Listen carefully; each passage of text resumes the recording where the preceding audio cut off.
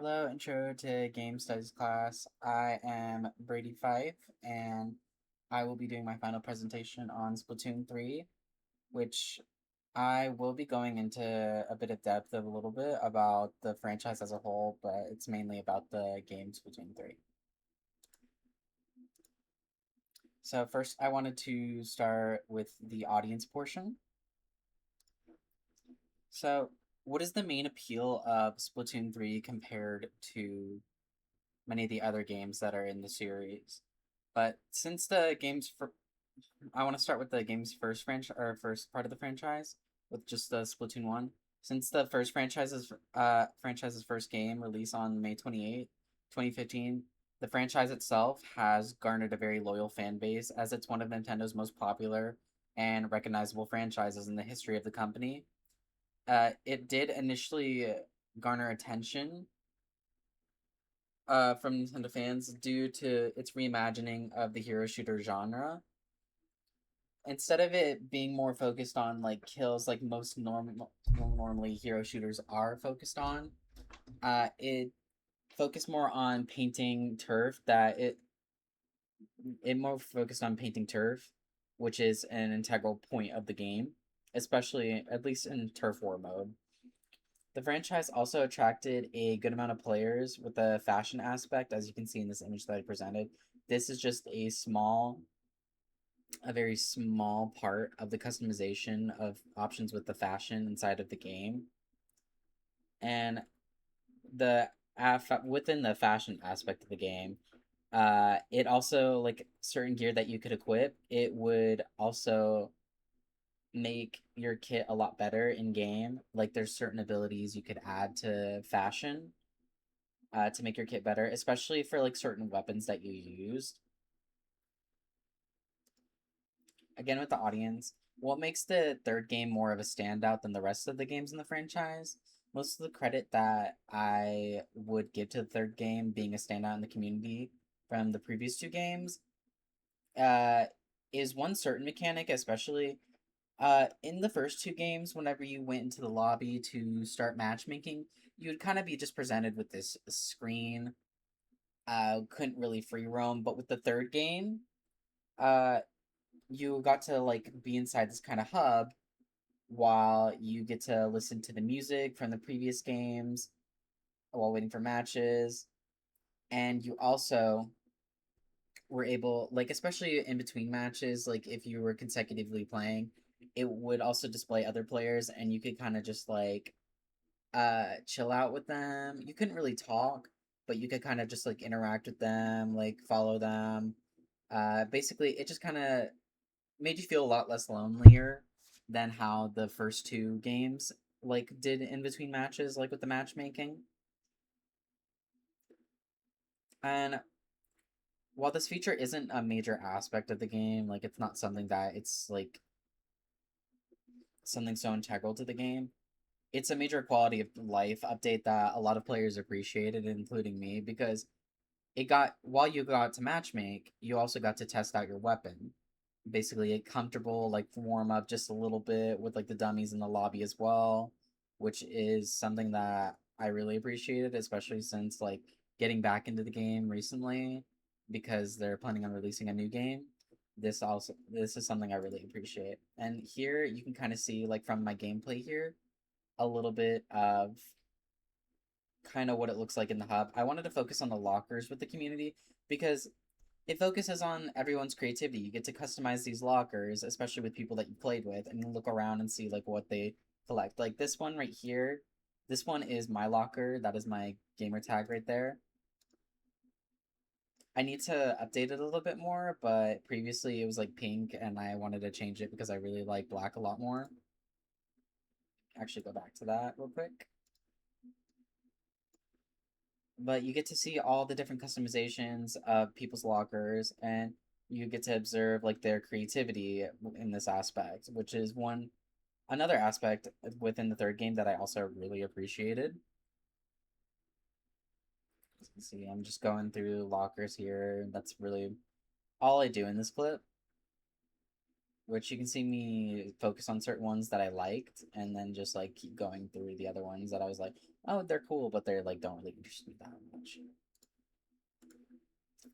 Let's on to the next slide. What players does the game attract?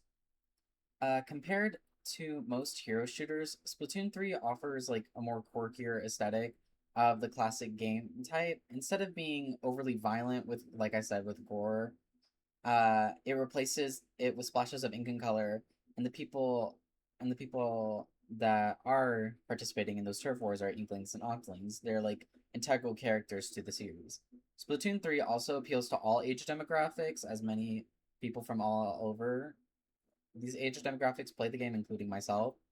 But it does mostly target the kids with a less violent approach to the standard hero shooter, and it gives kids a nicer introduction into that genre so that they can explore that genre with this game early on without having to deal with all the violence, and it can potentially segue them to explore more hero shooters as they get older. For my next part of my presentation, I'll be focusing on the text. With the text, what mechanics in the game and new mechanics in the game, like gameplay wise, make it as such a standout? Uh, in the previous games, movement was kind of limited, like with just like swimming in ink. Like I'm sure there was probably movement text in the first two games. I can't remember because I was like young playing those games, and I kind of just played for fun, not really like trying to learn how the game works and all that. But with the third game releasing when I was in my junior year of high school, I wanted to learn the mechanics of the game more as I understood more of like gaming and everything like that. Which an aspect mechanical wise, like movement mechanical wise, that makes it stand out from the rest of the franchise is the addition of Squid Surge and Squid Roll, which a Squid Surge, you would be inking swimming up a wall that you inked, and you would hold B on your switch, and basically it would charge like this kind of like dash up, and that dash up would grant you like a little like frame of invisibility, as you can see in the image right here of the squid roll, that little like kind of like highlighted portion. It would grant you a frame of invisibility, which could get you out of sticky situations like potentially getting killed by a charger or dying to a bomb or a sub bomb or like any type of sub weapon. Which with the squid surge you would go up and basically like surprise people. You could like surprise attack people with it, but that would only be like if you're like swimming up a wall. But with the squid roll, basically if you're swimming in one direction and then you rapidly like switch to another direction and you press B at the same time, you basically perform a roll and it gives you that same frame of invisibility or invincibility as a squid surge does, but you roll in the opposite direction. So that also helps with like dodging attacks or dodging sub weapons, like sub weapon explosions. And it also you could also get really creative with the movement. Personally, me, I've gotten creative with the movement, like squid rolling into a wall, then surging up it to quickly get back into combat. Other than those movement techniques that were added, another aspect that I personally did appreciate is how the four-player PB mode Salmon Run is 24 hours, where in Splatoon 2, where it was introduced, there was only like certain times you could play it. Like they would offer certain times that you were able to play, and then like other days, it was like every other day you'd be able to play this game mode. But in Splatoon 3, you can play as much as you want. The only thing that really makes it a time, though, the only thing that really changes is like they have map rotations. They've always had map rotations in the game series, but it's only just focused on map rotations. It's not like, oh, you can only play this map for this day and this day, and then the other 2 days you can't play this game mode at all. But instead of that, it just rotates to another map. You can still play as much as you want, which I am more of a salmon run player because I really enjoy it. It's really competitive. Although you're going against bots, it can get really hectic, especially if you're higher level or not higher level. I would say higher level, but like more higher. They call it a pay grade because it's like a job for the Inklings and Octolings, which I'm executive VP, and your hazard level in this game mode can get up really high, and it can get really stressful, which I love the competitiveness of it. I love how it makes you stressed out and like you have to actually try. And with the text as well, I wanted to focus on the game type and the aesthetic, which under Roger Calaw's classification system, Splatoon 3 would be considered agon, as most of the core gameplay, like Turf War and the many ranked game modes, requires skill expression and offers contests for players to test their skills against evenly matched players. The game also would fall under mimicry, as you are playing a character in a fictional dystopian world where you participate in activities and even save the world from certain doom. The game aesthetic also feels very polished, as Nintendo, as I've said before, is a very well established company that has been around for decades and is considered one of the top in the industry. The Splatoon series aesthetic is also mostly driven by the post-world disaster setting millions of years after humanity has died off, which they died off lore. Speaking in lore wise, they died off from rising sea levels, and the Inklings and Octolings and many other species in this game are a result of the rising sea levels. They basically had to adapt and they evolved, and because of that, it can. Apart from that, uh, with the dystopian setting, dystopian setting, where it's kind of mimicking humanity, it also combines many different fashion subcultures to also appeal to younger audiences. And now for industry, which here's a brief origin of the series, at least for the first game. Originally, Splatoon began as a prototype in 2013 with black and white tofu blocks, as you can see on the upper image. And they would shoot ink at each other and swim in the ink. And after Nintendo liked the idea of a 4v4 territory based shooter, uh, after, yeah, Nintendo liked the idea of a 4v4 based territory shooter, but they didn't like the whole, like, tofu block thing. They're like, we need something that will make this game stand out aesthetically. So they circled back to old concepts from around 2009, way before the prototype was made, which, as you can see, is the image right above me with rabbits. But the concept was heavily criticized. Or before I say the concept was heavily criticized, they thought rabbits was a good idea because rabbits are incredibly territorial. And they're like, oh, turf wars with territorial rabbits. That makes somewhat sense. But it was criticized by higher ups at the company, and the design team was like, let's circle back to like the idea of the inking and turfing. How can we make that an integral part of gameplay, but also introduce a fun character that makes the game iconic and noticeable and recognizable amongst many games in the crowd or in the industry? So they thought of squids, which it led, which the idea of like going back to shooting ink and swimming through ink led to inklings, which are humanoid squid kids that are able to transform from squid to kid and back. And this design made sense with the mechanics that were introduced in early development.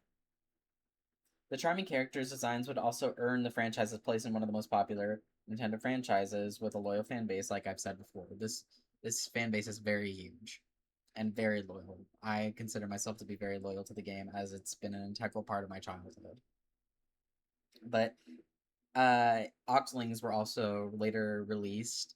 Octolings were introduced in the first game, but they weren't playable. They were just like enemies that you fought in a single player PvE, which in the second game, Splatoon 2, a DLC was released, Octo Expansion, where you played as an agent and you had to escape this deep sea metro in order to be able to play as an Octoling. And later in Splatoon 3, they just made it a base option. And with the industry, I want to also talk about the distribution of the series. Originally, with the first Splatoon game, it was released on the Wii U, which is considered one of Nintendo's one of Nintendo's biggest flops, because it wasn't that sought out of a console. Many people consider Splatoon to be what saved the console and provided it with a few more years on the market until they released it on a Nintendo Switch, which Splatoon 2 was one of the first early games released on the Switch. and it was just as popular, if not a little bit more, or way more popular than the first Splatoon game, as it offered more customization options, new stages, new weapons, new mechanics. Splatoon 3 also released on the Switch, but it is now also available on the Switch too, which I did buy. And it also again offered more customization, weapons, stages, and mechanics. The series altogether, though, has sold over 30 million copies worldwide, both digital and physical, which Nintendo did not struggle with trying to sell the game, as it brought new ideas to the hero shooter idea and a charming aesthetic to match it. And also, Nintendo many does not struggle with the many issues that many indie developers deal with when it comes to distribution because they're an established company. And here finally is just a few minutes of gameplay of me playing Turf 4, which I'll go through and walk through it a little bit. So Turf 4, 4v4, you're inking as much turf. I'm on the right, or not, left side of the screen at the first part. Here, I'm kind of just focusing on inking the base, as since I'm playing Turf 4, inking as much as I can with my color, my team's color, is important because that's what will win us the match. Here I'm just focusing on that, just inking as much as I can. Unfortunately, there is no audio because I had to film this with a capture card and I couldn't figure out the audio, so it's just kind of quiet, which is hence why I'm talking so much through the gameplay. Yeah, I'm just avoiding that special right there. I see that my special is ready, but I'm gonna save it until I know I can like engage on someone, which Kraken, you're basically able to one-shot players if you squid surge with it. But you turn into this like giant octling or inkling form, which you'll see in a moment. Yep, I kind of used it. I kind of panicked with it because of the toxic mist sub, but I did manage to get a kill off of it right here. But I paid the price for it with my life because I got cornered. I kind of basically went into a very bad position there because I had no teammates with me. But here I'm just using another mechanic of the game, squid jumps, to quickly get back into the fight. Here I'm trying to focus the person who's using a splash automatic. And then I focus on the person who I killed earlier who had the elite scope, which is a sniper, and it's a really long range sniper, and I wanted that out because I didn't want to basically have to play laser tag with that thing and get outranged and outclassed. But here another one of my teammates is using the same weapon as me and using the special, which is the Kraken Royale. Here I'm just trying to maintain ground. Here I'm also camping this person squid jumping. I thought I could get the kill off, but I couldn't because they did a toxic mist, and toxic mist makes it your character much slower in the range of it, and it also makes it to where you can't recover ink. So it's really dangerous. Here again, I'm just trying to focus on the inking, and also I'm trying to make sure that I can get kills off on these enemies. I'm playing an aggressive weapon, I need to be aggressive. Here I'm trying to avoid the snipers. I'm trying to make sure they cannot cover his ground, and then I see the ink brush here, or someone using a brush weapon, and I kill him. And then someone used a special right there, which it basically locates you periodically if you're within it, and if you don't avoid, you can jump over it. But here I kill the leader again, which that gives my team quite the advantage. And then the person I killed who had the brush earlier comes back and kills me.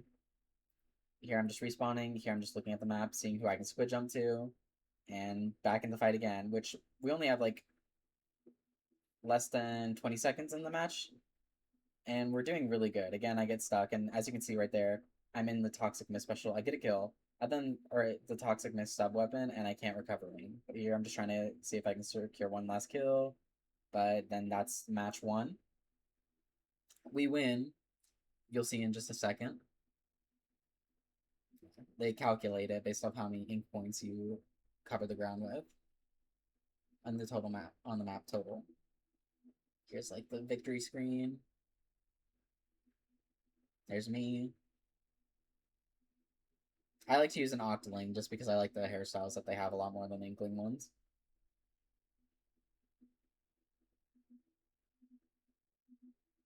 Yeah, you can see my gear. My gear is very matchy-matchy with the abilities because the more like abilities you have that are the same, the more powerful your gear will be with those abilities. Here, I'm just showcasing, or I'm just going around the hub or the lobby and kind of just shooting around, practicing, warming up for the next match. Here, I'm just using the Kraken just all willy nilly. Why not?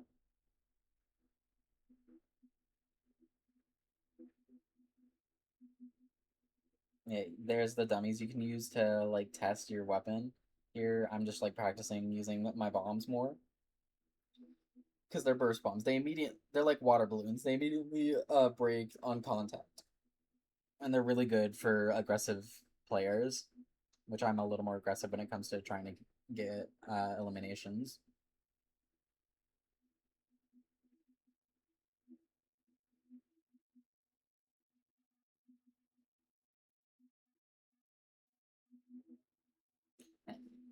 Here's the next battle right here.